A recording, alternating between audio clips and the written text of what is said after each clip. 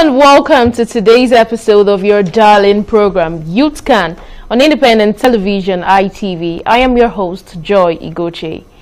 Youth Can is that very interesting program created by ITV to reach out to youths with creative and entrepreneurship ideas that are geared towards the development of the society.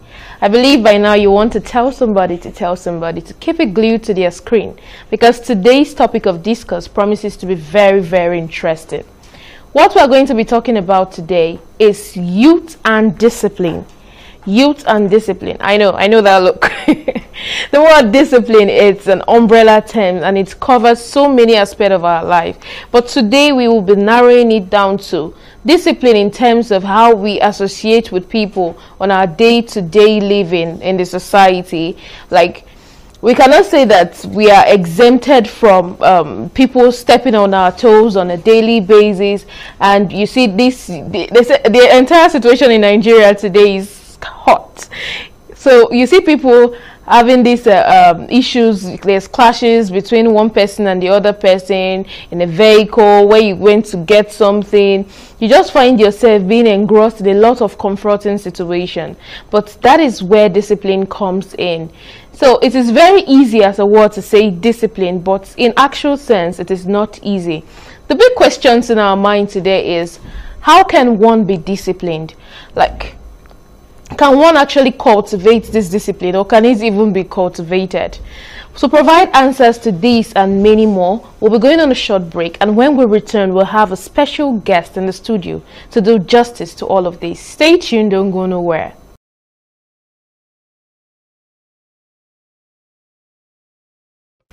Alright, welcome back again, and of course when the screen looks this good, you know what time it is. It's Youth Can.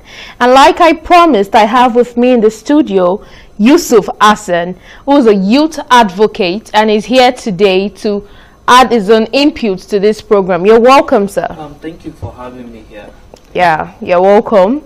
How do you feel today? Yeah, I feel excited. Okay. Every time you see we talk around youths, yes, especially when youths, the word has been into a broad term, sometimes to an extent I could say it has been really abused, in the sense that there's no, especially in countries like Nigeria, I couldn't see this margin. Everyone call him as a youth. So majorly within that age bracket we see. So I think it's actually an exciting moment anytime we talk around youth to see what we could contribute. We could see we are part of these processes and we contribute a lot of things, and we contribute many things to the country and also to our society. All right, we are very happy to have you on board today to join us in this discourse of youth and discipline. So in your own view, what do you think discipline as a word, what does it entails? You see, the word indiscipline, it's actually a broad term because it encompasses a lot of things. But majorly when you say indiscipline, it just... No, discipline. Oh, sorry, discipline. Yeah. It just, discipline means the way that you follow moral ethics. Okay. The ethics that have been enshrined, following constituted authorities, following the norms, the morals, and a lot of things. So I think following the good part is actually part of what discipline is. Okay, no wonder Merriam-Webster says discipline is that, training that corrects and molds and perfects the mental faculties of an individual or a group of people.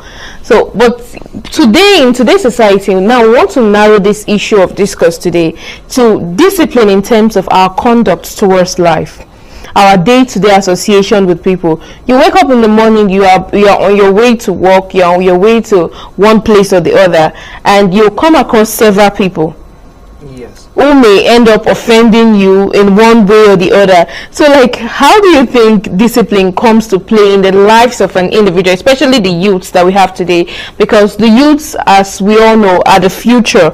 People we see today are the ones that will look out to tomorrow as our elders and all. So it is very important at this level to have some kind of morals inculcated in us. So in this time, how do you think discipline plays in our lives as youths?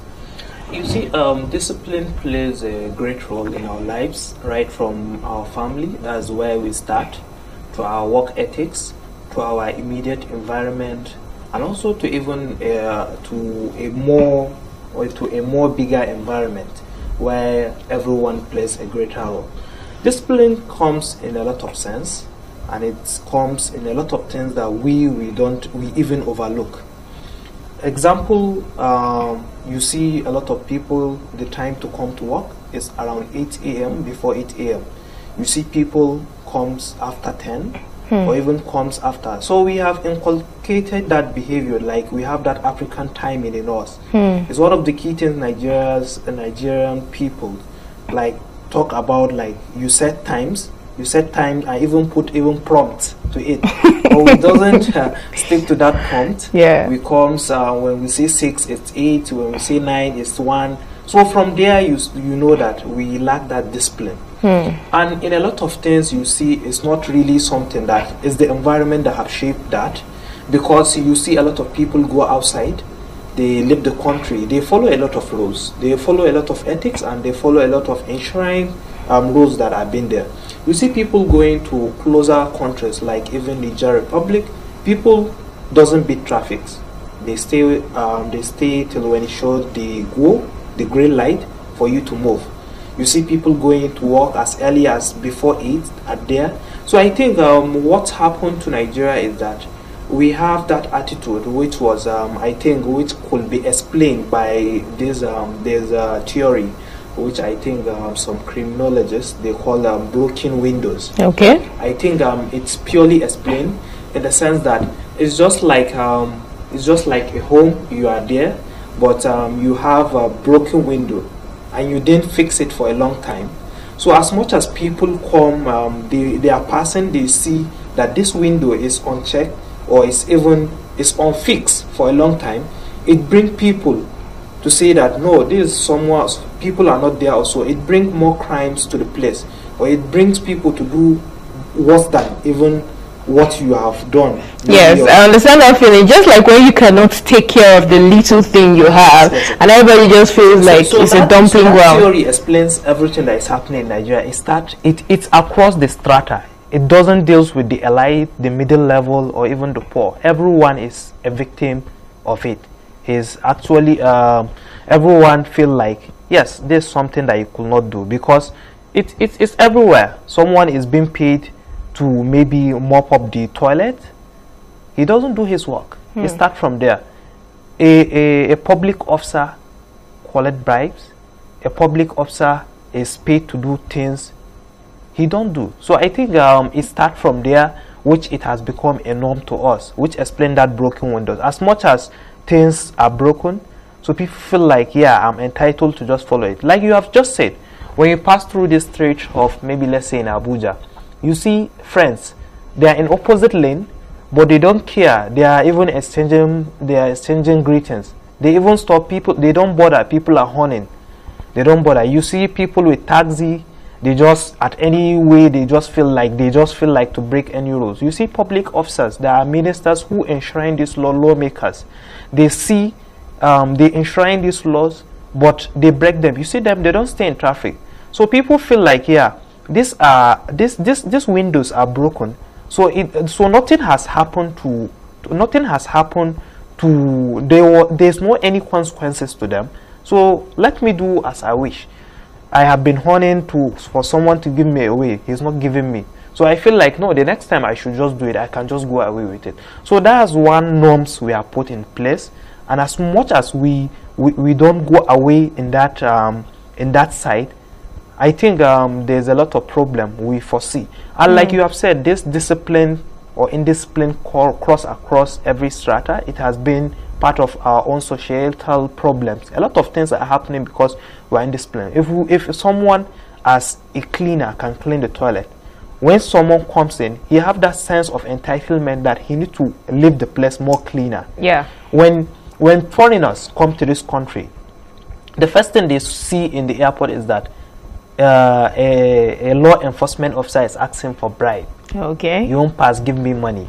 So from there, not even let's say it's across all ages, but the problem is that as much as you have a son, he has seen what is happening. The next time he comes, He feel like, no, I'm entitled to it. And also, when you look around moral ethics too, you are a mother. When you pass through the road every time someone is just parking anyhow, she insult him, he insult back. The main thing that comes to him is that, no, this is the norms. As much as he's a younger person, he knows that this is the norms.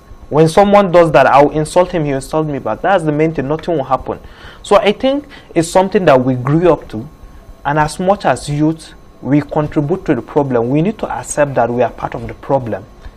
We are part of this problem, then we need to look for solution for our own problem. We are the future. We constitute majorly part of this society. We are majorly part of the future, and we constitute a greater number. So I think like the youth, when they get it right, I think the nation will get it right in the nearest future.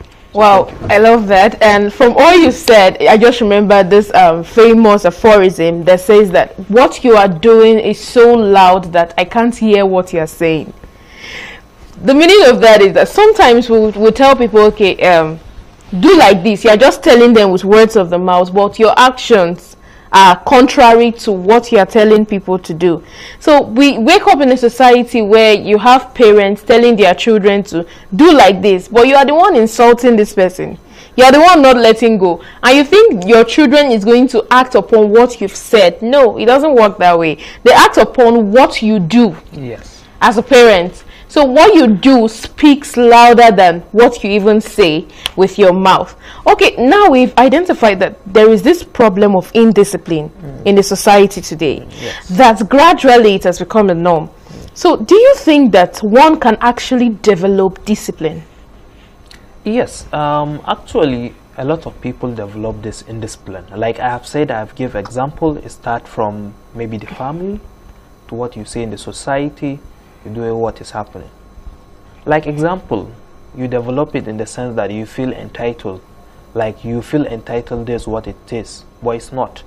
You see, a lot of parents, public officers, one of the key things we have put in place is that people see like your father is driving the latest car, which is majorly an office car, official car. He brought it home after work and he gave his children to drive, which is actually too bad. This public money, which is financed by the populace, for you to discharge your duty, but you are bringing it to your children. But you are bringing it to your children to use for personal duties. So when someone see that habit, he feels entitled. Like, yes, I have seen this happening in my environment. My father has been doing that. He aims higher. Yes, I need to work in those places like big, all those, what we call them, maybe level A agencies who's have maybe those entitlement.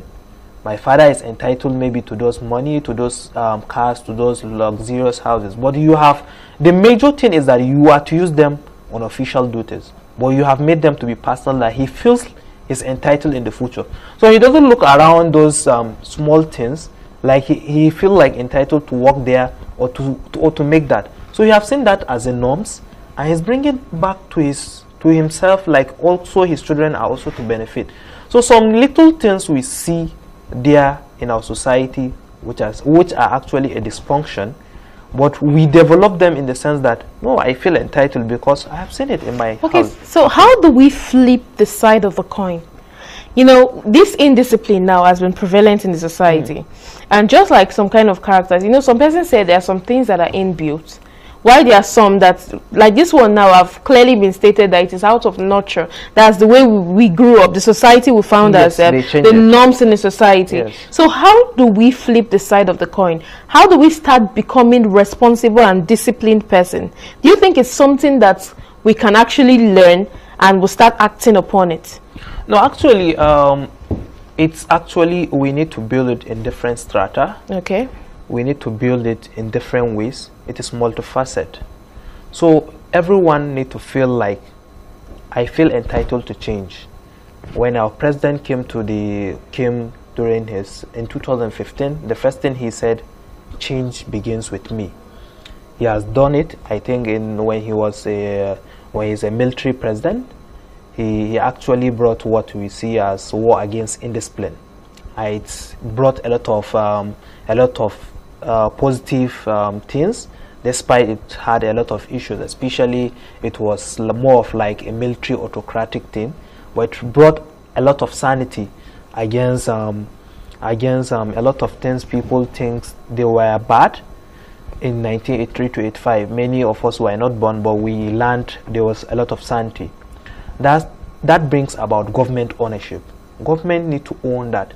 They need to bring about that. So also, when governments take that ownership, it brings a lot of things to them. It brings ease in governance, because as much as you see things now, this indiscipline makes governance more complex and more expensive. I'm giving you an example. There was a time I read a story in, I think it was Ibrahim Duba in Daily Trust. He was talking around him and electoral observers. I think they went to in an Eastern African country. They went to see an electoral officer just sitting, maybe lying down. The electoral materials were just there. So they were from Nigeria, so they met him, the electoral officer. They were asking, why are you sleeping? He said that people are coming to vote, but at that time there were no people to vote. There were no any security agency, no one. So he said, he was asking his friend, like, if this was Nigeria, people could have snatched or show an act of indiscipline. We need to put people on queue, which is actually bad. But there where all those discipline measures have been put, the government have took ownership, and also the people have took ownership. Like, this is our responsibility. This is our civic right. We need to defend it, and nothing is happening. In Nigeria here, you can't leave things like that. There's all those talks, all those things. And you see people sometimes when they go abroad, they will be feeling, yeah, I'm okay. But when they step their leg in Nigeria, they feel like, no, I'm the thug now. I don't stay on lines, I don't stay in queues. So when government put those measures, we don't need all those money we put on logistic, security enforcement. We don't need them. So government need to take ownership to bring things like war against those indiscipline. We don't need to be beating people all this, but bring sanity. This is a pathway. Bring a dustbin that people will put litters. People will pass pedestrian ways. People will do that. So that's from the government. Secondly, the government can also create more awareness. We have a lot of agencies. We have the orientation agency, which I think they are enshrined to make awareness. They need to make awareness. Where the youths, we know how we could generate demands from them. Youth are very good in the media. We could create a lot of arts. We could collaborate with these communication agencies. We are all there on Twitter, on Facebook. We can even collaborate with this influencer also. Okay, so because of the want of time, thank you very much for that. Would you please, like, you've already told us the benefits in the part of the government. So to that youth that is watching us now, let's talk about on an individual basis. What do you think the benefit of discipline is to the youth, and what is your general advice to the youth out there today? My general advice, before I come to the advice, I think youth, as government, I said they need to take ownership. We also youth will take ownership, because this indiscipline has exposed us to a lot of issues. You see, corruption thrives because there's indiscipline. Corruption thrives because there's indiscipline, and a lot of things thrive because there's indiscipline. We don't get the jobs, we don't get a lot of things because there's indiscipline. So when we take ownership, like we are a majority of the people in the nation, so we need to follow ways that we don't expose ourselves to those indisciplined ways. We need to go to work, we need to do all those things.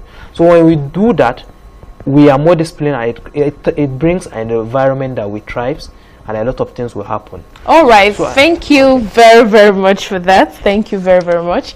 Okay, I think he has said a lot concerning this issue of discipline today in the society. Discipline brings about good morals, brings about like successes in every part of our life. A disciplined person knows how to manage his time, knows how to manage conversation, knows how to manage his life, and do things accordingly the way it is supposed to be done to achieve a desired result. So please